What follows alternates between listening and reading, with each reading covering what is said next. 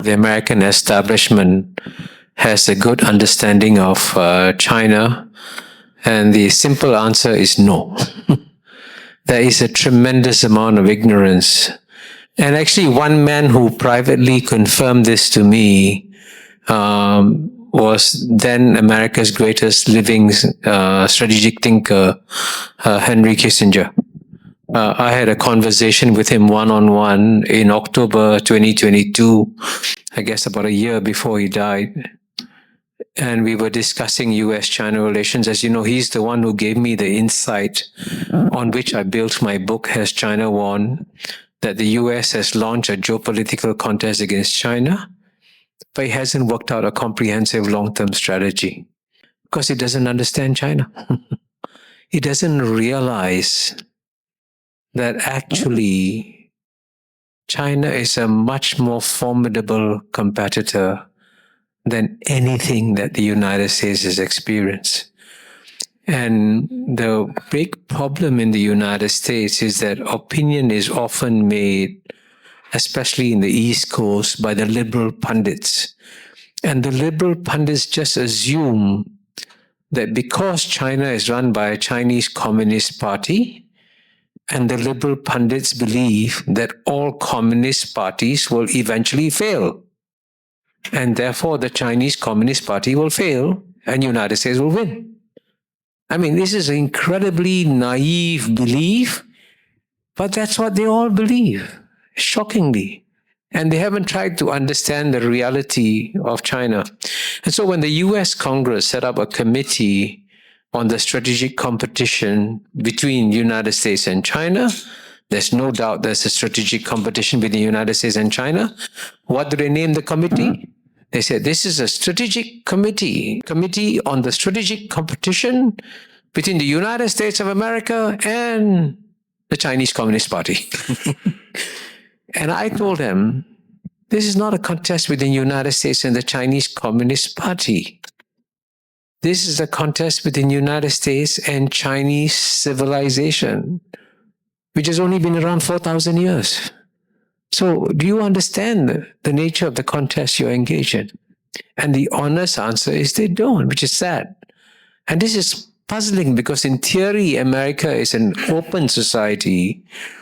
But I say the paradox about American society is that when it comes to China, the United States is an open society with a closed mind.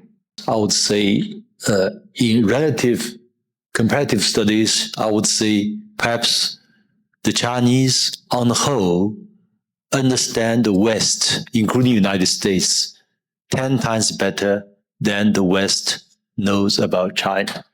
For one thing, we have more than 3 million students who have studied or are still studying in the West. 85% have returned home. And they know foreign languages, know Western cultures, and know realities. And more specifically, if you look at say at this particular moment, these key foreign policy decision makers like Blinken or Sullivan, etc., you look at their educational background. They were the generation of winning the Cold War. And they were trained in the American style political science.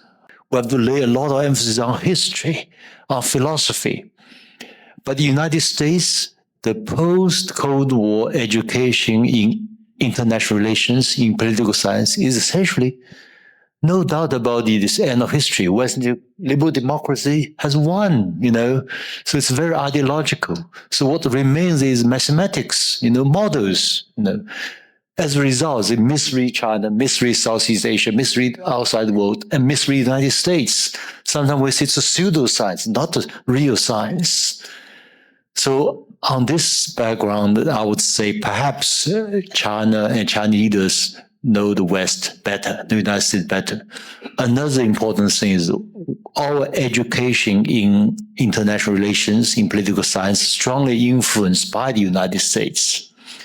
Yet, the overall philosophy for China's rise and reform and opening up is what we call seeking truth from facts, 实事求是.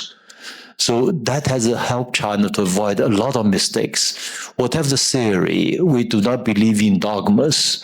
We believe in checking facts. So we found that Soviet model not working very well, American model not working very well. We start to explore our own model. So I'm slightly optimistic on the Chinese side.